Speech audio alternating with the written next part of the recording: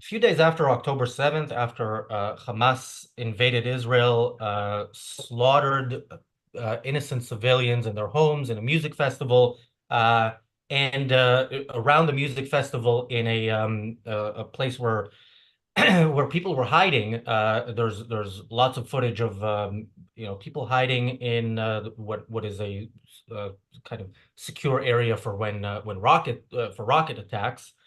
Um, we have there's footage of terrorists basically shooting the people who were hiding there, throwing grenades into there, and after that attack, Antonio Guterres, the Secretary General of the United Nations, said days later this attack didn't happen in a vacuum. Um, One of the terrorists involved in that, and filmed involved in that attack, was eliminated by Israel yesterday. Did Gutierrez have the same sort of nuanced approach to this killing of this terrorist? Well, in a part of the tweet about the situation in Gaza yesterday, uh, part of it by Gutierrez said, and in the central Gaza Strip, a strike took the life of yet another one of our own UNRWA colleagues. Yes, this terrorist was also an UNRWA colleague, which is uh, that's what's essential as far as Gutierrez is concerned, as far as the UN is concerned. This is an actual terrorist that we have footage of murdering people, and Gutierrez, the head of the UN, condemns the fact that he is no longer able to continue to kill people in future music festivals and continue the slaughter of Jews that the Palestinian people are committed to. So I think it tells you something about the UN, but if you need this told about the UN, you either haven't been paying attention or you don't want to really know what's going on. Welcome to the Daily Objective. My apologies for the delay in the start of the show. That's on me. James and Daniel were already here. But yeah, the UN, certainly we can talk about it for a full 30 minutes of the Daily Objective and another hour of the reality show and then some. But this is one of those instances where you still think, did he have to like include that? Did he have to even within his despicable string of comments since October 7th and of course before, was this necessary to say specifically this guy, this murderer, is one of our colleagues who was killed, and of course is a sad thing as far as Gutierrez is concerned. James, your thoughts? No, he's a colleague. He called him a colleague. He said it. He didn't have to say it, as you pointed out. He called him a colleague. This Hamas terrorist is a fine, upstanding representative of all that the UN stands for. No, and in fact, Gutierrez was correct. October 7th's atrocities, the surprise murder of civilians, did not happen in a vacuum. No, it didn't. It happened in a very specific context. Years of United Nations education of young Palestinians in the art of murder and hatred.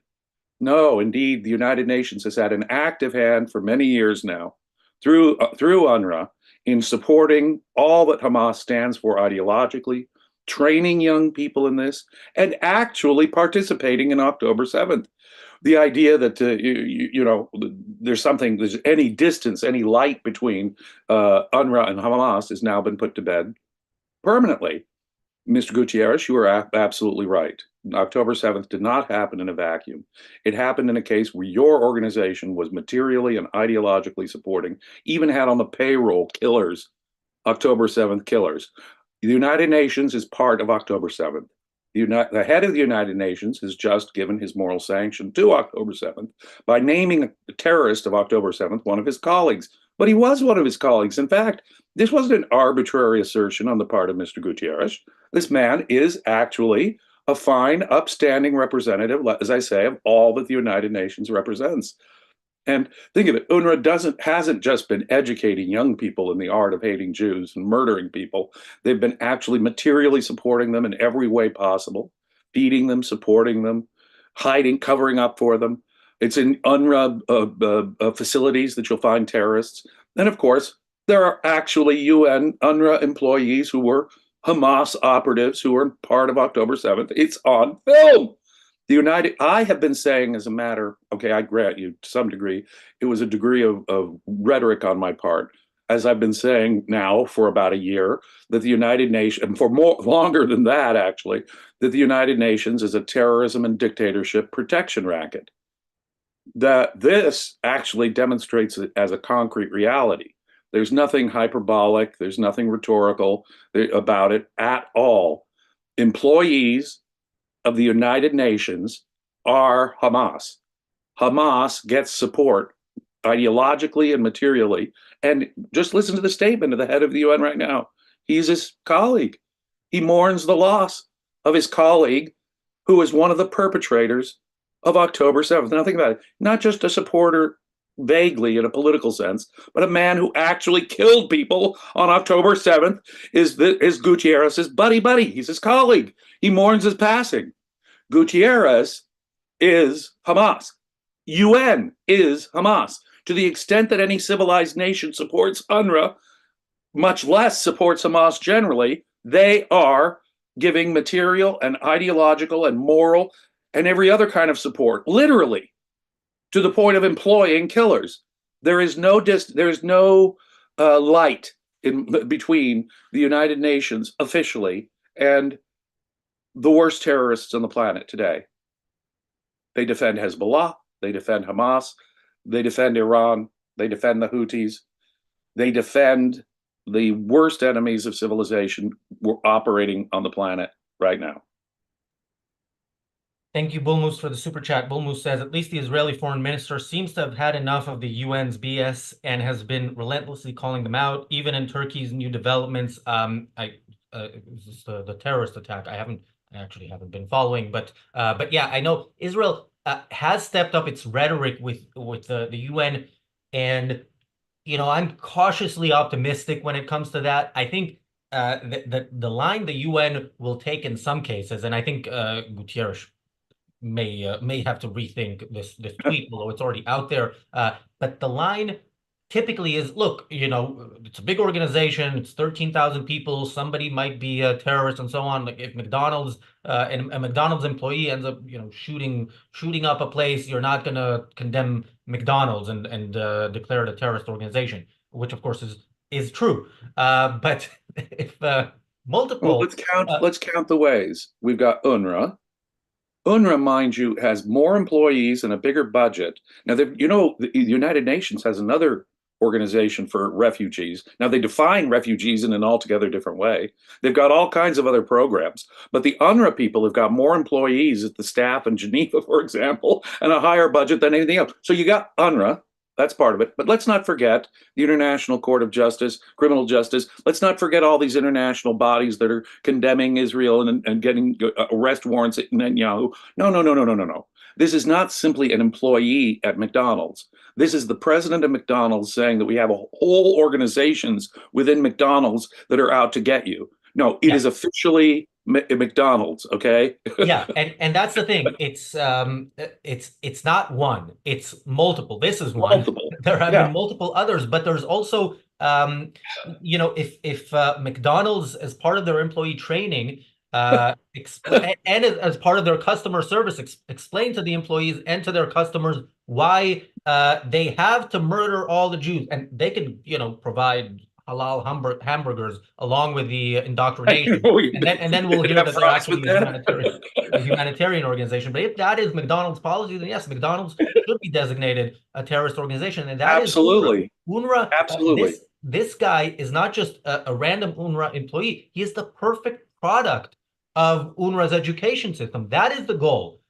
If you have such an education system that tells kids from age 0 that Jews are the devil, and the greatest thing you can hope for is death, if that death involves taking some Jews with you, then the organization is at fault to the core. So the question is, Israel is now talking about not allowing not allowing UNRWA employees into the country or into Gaza through Israel and so on.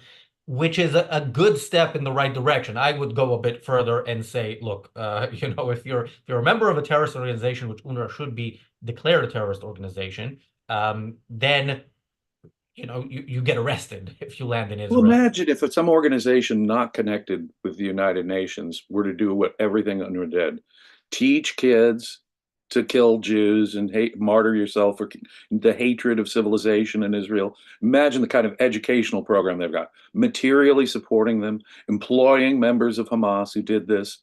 And then, of course, ideologically, their boss is coming to their moral sanction rescue after something like October 7th. If a private organization did everything UNRWA did, would designate it a terrorist organization for their ideological and material support of Hamas, right? You'd say, well, geez, if someone's going to ideologically and materially support Hamas to that extent, even employing Hamas terrorists on the payroll, you'd say that's a terrorist organization. UNRWA is a terrorist organization. In fact, backing out, conceptually, one could say any organization that would give Russia and China a veto power in your organization is no better than Russia or China. Obviously, it isn't, because you've held up everything to the permission of Russia and China. But here you've gone a step even farther. I mean, think about it. What you've got is you've got people actively educating one of the largest parts of the United Nations, if not the single largest agency organization there, actively educating them in hating and killing Jews and destroying Israel, and materially supporting them and employing them, having Hamas operatives on their payroll. No, you have to at this point say that the UN equals Hamas.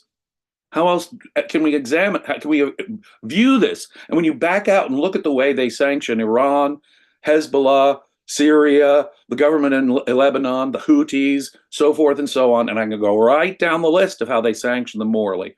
No, there's no light of day between them. The United Nations officially is Islamic terrorism, supports Islamic terrorism.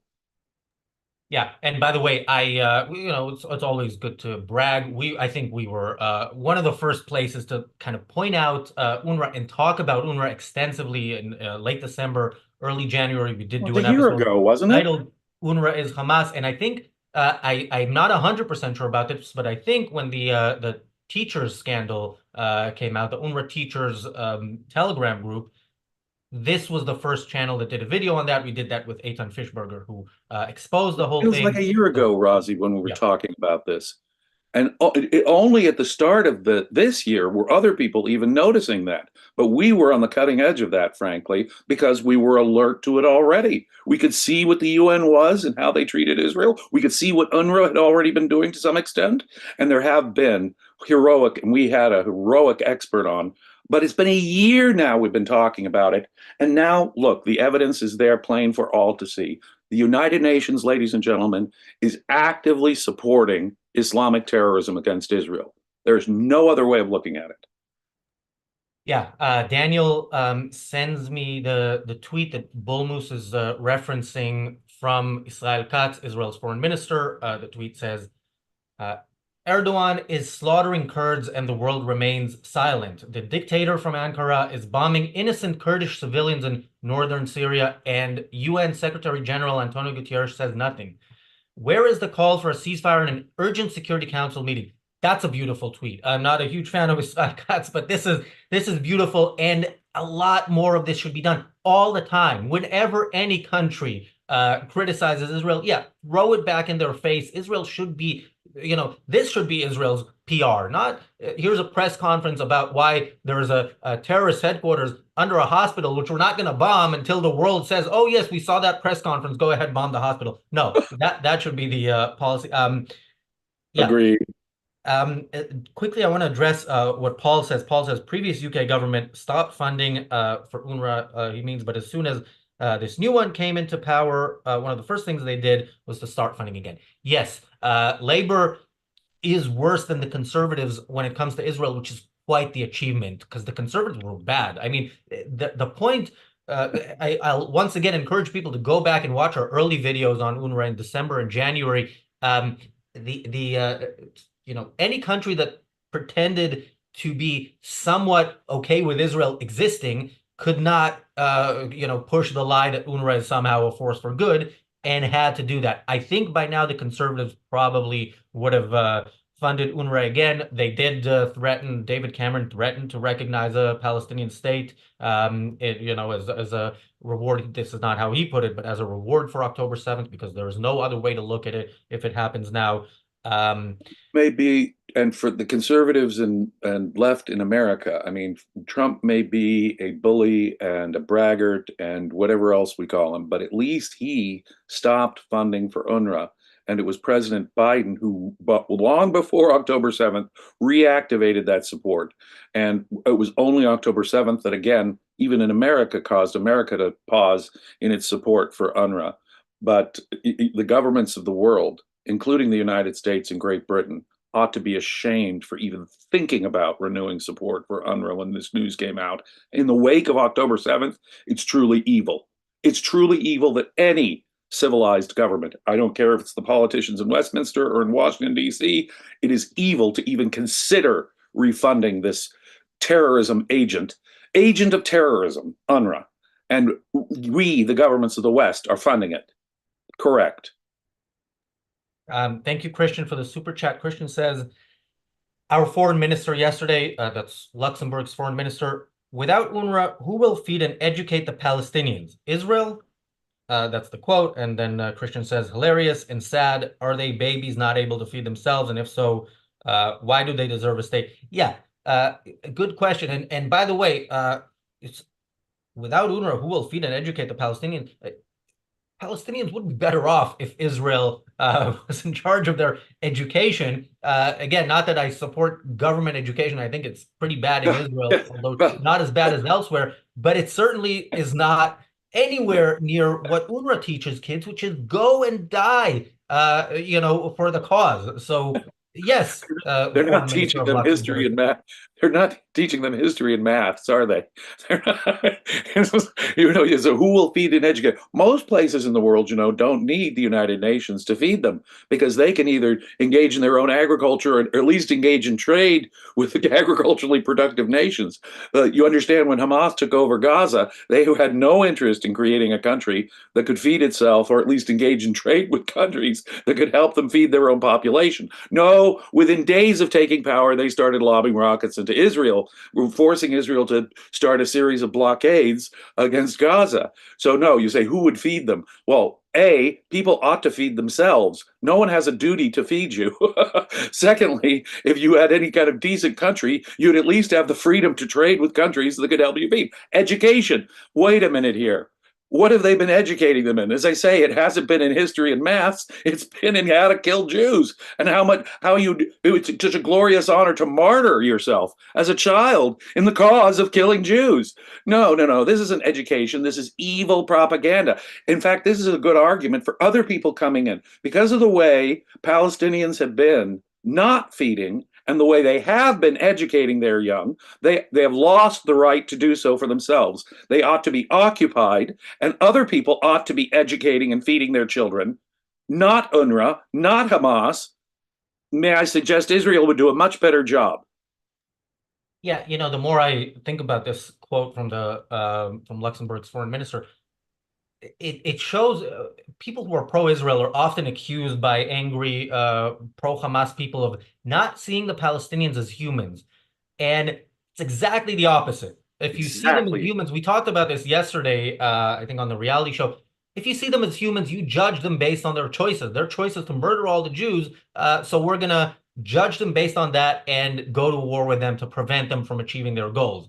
And if you care about their children, you stop these monsters from educating their children this way. Yeah, you don't care about those people. You don't care about their children. And you're treating them like some kind of, well, they can't help it. They're psychologically out. It's racism, the way you treat adult Palestinians. Who will feed them, especially from, I don't know if Luxembourg is first in the world in per capita income or it's high up. Who feeds the people in Luxembourg?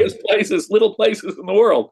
Who feeds the people in Luxembourg? And if it's the people of Luxembourg, then are they, again, this is a question for the foreign minister, are they somehow genetically superior? There are questions to be asked there of this whole approach that the Palestinians are these helpless people who even, with the highest, the highest per capita so-called humanitarian aid recipients are the people of Gaza, and we know where that money goes.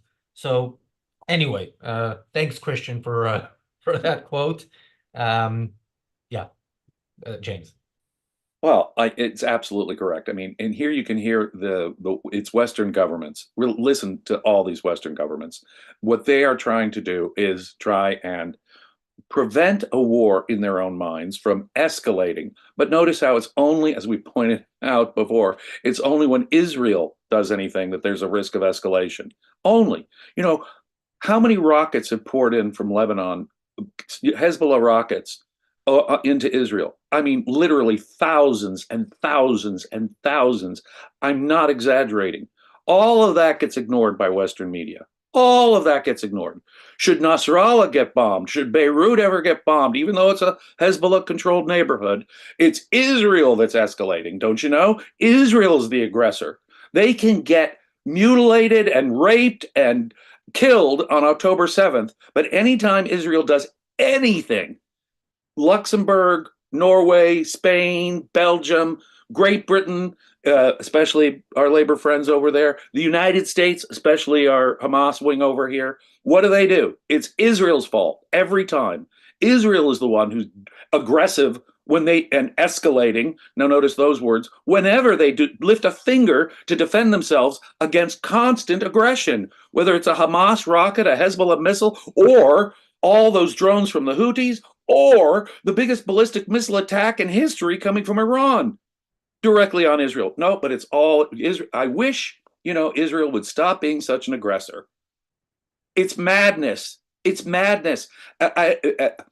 Whatever they call the Grand Duke of Luxembourg, your Highness, your exalted Highness, sir, your country is screwed up, mentally screwed up. The United Nations is mentally screwed up. You are actually enemies of civilization. You're not defending it, and you're not defending peace. You're calling for perpetual war. Yeah, and let me just add, not all Luxembourgians are at fault here. The No, foreign of minister is course not. absolutely at fault for what comes out of his mouth, Yes. or what he tweets or whatever. Yes. Okay, what was I going to read here? Oh yeah. Simon says UNRWA needs to be abolished and the complicit workers are fully prosecuted as terrorists. I absolutely agree. Of course. Akira says Razi and his Jewish logic joke. I'm glad you added joke there, although we did get it. But we're going to talk about somebody else's Jewish logic, if you want to call it that, on the reality I show. was Jon raised a I Stewart. was raised a Christian, and I come from a long line of Christians, and somehow I'm susceptible to this Jewish logic Yes, myself. you're an honorary Jew. I'm an honorary And Jew, yes. we have that power on this show. Thank you, Bull Moose, for the last minute super chat. Bull Moose says Gutierrez also just went to visit Putin and shortly after posted that there needs to be, quote, peace in Ukraine. Yeah, WTF was the last point that I agree with. Yeah. Well, there is this axis of evil that is really getting tighter and tighter and tighter now. We know that the Russians are helping with information on the Houthis. We know Iran is helping Russia with their drones. We know, so North Koreans are now fighting in Ukraine. Iran and China are developing even closer relations. No, the bad guys in the world are really finding this a moment of unity, a kumbaya moment for all the killers on earth. And the United Nations, ladies and gentlemen, helps make all that possible and gives them complete cover. Every dictator and aggressor on this planet is given aid and comfort by this evil thing called the United Nations. Yeah, and especially the ones who attack free countries or semi-free countries. Yeah, the peace in Ukraine. I agree. There should be peace in Ukraine. That peace should be achieved by victory over Russia. By victory. There should be peace in the Middle East, which can be achieved only through victory against Israel's enemies. Capitulation has been tried for too long and many has brought times us to where we are today. Yes, appeasement has been tried many times in history, and it so often ends up with war. A great example is, of course, Hitler himself. Okay, you really want to appease an aggressive dictator? What you're going to get is what we're seeing today in the Middle East, what happened before the rise of Hitler. That's what you get from appeasement, ladies and gentlemen. And although we're out of time, I have to say, Christian says Gutierrez is a non-entity if you are defined as a human being by thinking. Yes, he is. He is. That's kind of also would be true of the Palestinians if you apply what the foreign minister of Luxembourg says, which of course we don't. But yeah, let's maybe we're wrong, and somebody who can definitely educate us on if we're wrong is Jon Stewart. We will be talking about him on the reality show in a couple of minutes. Thanks, James. Thanks everybody for watching. We'll see you on the reality show. Be safe.